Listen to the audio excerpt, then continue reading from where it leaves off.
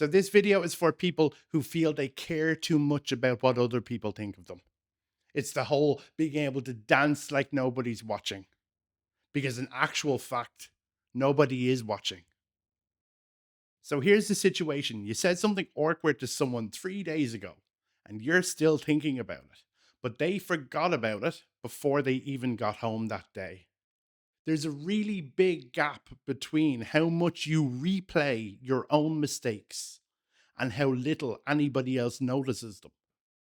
And you can't really just blame low self esteem or anxiety making things up in your head, which sometimes it can. There's an actual measurable bias in every human's brain that estimates its own visibility. And you are systematically wrong about how much other people actually notice you. My name is John. I'm studying psychotherapy and I love all this stuff. In this video, the experiment where the researchers had students walk into a room wearing an embarrassing t-shirt. It actually says a lot about what we're talking about, so stick with me. And why your most embarrassing moments are barely a footnote in anybody else's day. And we'll talk about a second bias, a sneakier one that convinces you that people can actually see how nervous you are when they can't. And this is all backed by research on the spotlight effect and the illusion of transparency. So this is the common misunderstanding. So everybody actually carries a running estimate of how visible to the public they are. It's changing and ever evolving based on the situations or the circumstances that they find themselves in every day. So, for example, you walk into a room and your brain is constantly tracking things that you think people are noticing. For example, oh, that person sees that I wore the same shirt last week, or that other person notices that I'm nervous, or that other person noticed that I'm late. Or maybe that person saw that when I said hello, I had a shake in my voice. And we all treat that estimate as if it's accurate. And your brain is very, very good at convincing you that it is accurate when it's not. It's like believing that every other person sees the situation or sees you for how you see yourself. And that's simply not the case. And the standard advice is, oh, just don't worry or don't care what other people think of you. But what that advice does is it accepts the premise as true that other people are watching you. But that's not what the research says. The research says that almost nobody is watching you in the first place. So, this is the spotlight effect. So in the year 2000, there was a research or a study that had students of a college wear a Barry Manilow t-shirt and walk into a room full of people. And then they were asked to estimate how many people they felt noticed them wearing the t-shirt. And it was this t-shirt specifically chosen because students had said they found it embarrassing. So it was true that it was an embarrassing t-shirt to wear. And as I said, afterwards, the student wearing the t shirt was asked to estimate how many people would remember who was on their t shirt. And the wearers of the t shirt guessed around half the room noticed they were wearing it, when in actual fact, it was closer to a quarter, which proves that people overestimate their visibility by about double. And the same numbers repeat everywhere the research looks. So people overestimate how many people notice their good hair day, but also their bad hair days. Or people overestimate how much people notice your contributions to a group discussion, or if you attended an event or not. People don't notice, not as much as you think anyway. And the bias doesn't only inflate the embarrassment, it inflates everything. You think you're being noticed, full stop, more than you actually are. So the mechanism here is an anchoring problem. Seeing as you experience your own life from the very center of it. So unavoidably, you are the main character of your own attention. So, when you estimate how much attention people are paying you, you start from your own total awareness of yourself and work back. You adjust down from yourself. And like with all anchoring problems, you don't adjust down nearly enough. And meanwhile, every other person in this room is running the exact same calculations of awareness that you are. They're paying attention to themselves, not you. Which means the audience that you think is watching you are all busy being their own main character in their own life. So they're far too busy to be another main character in your life. This is proven. So now we're going to bring in the illusion of transparency.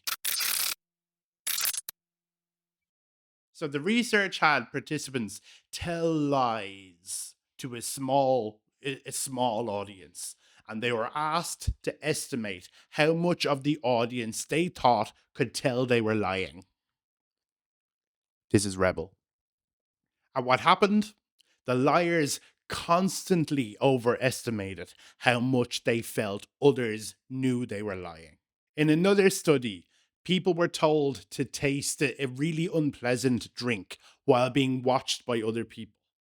And again, they overestimated completely how much they thought others could see their disgust.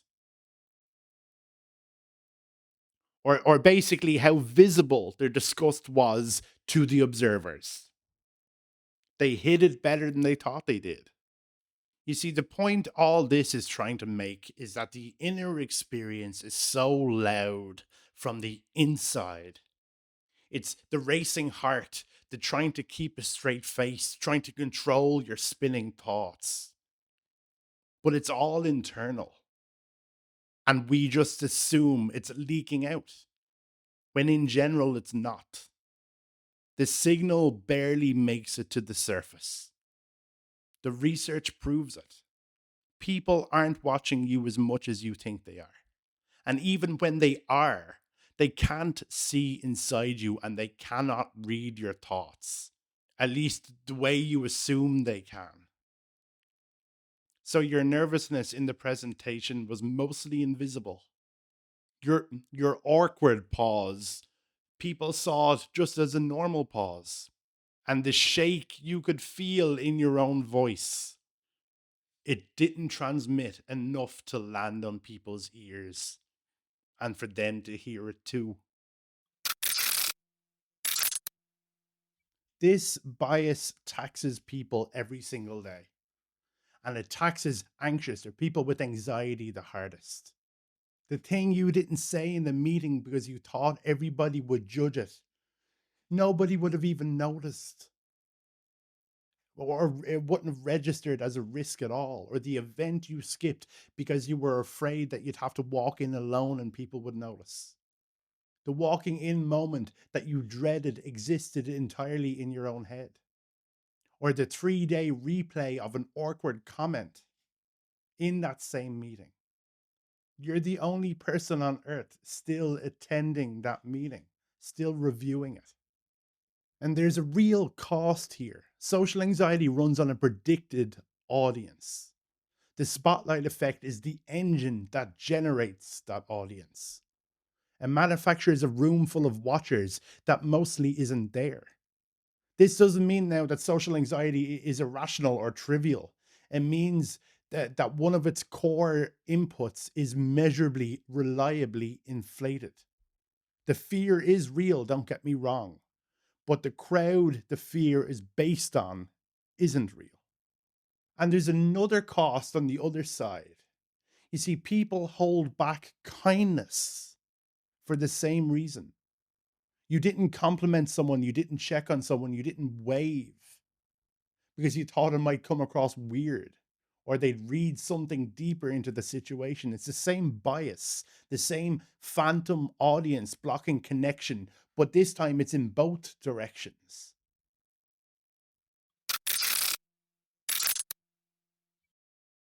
So what actually helps, and it's not stop caring what other people think of you. That's acknowledging, that's acknowledging and fighting the feeling.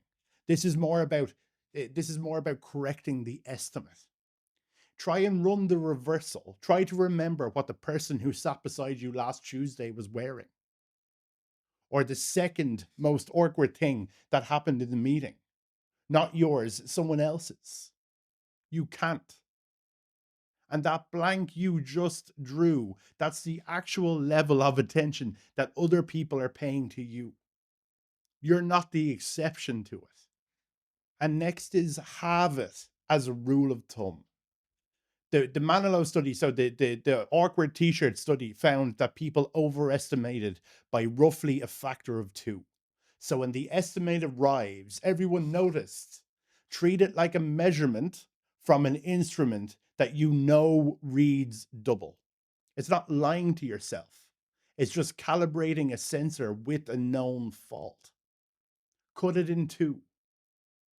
Next is let the transparency findings, so the illusion of transparency findings, do the heavy lifting in the moment. So mid conversation or mid presentation, when your heart is going like this and you're certain it's visible, it isn't.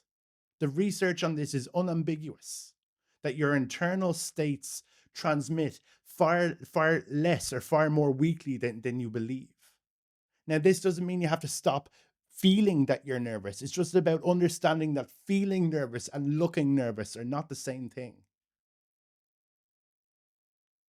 You've spent years performing for an audience that was never there, never in their seats. They were all on their own stages doing the same thing. No one's watching. So you can stop performing or start doing the thing that you didn't dare to do.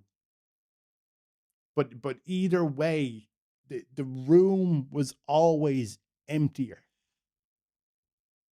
and kinder than it ever felt. I promise. Thank you for watching this video. If you enjoyed it, please subscribe. There's lots more content like this on the way. I would really appreciate it. Bye.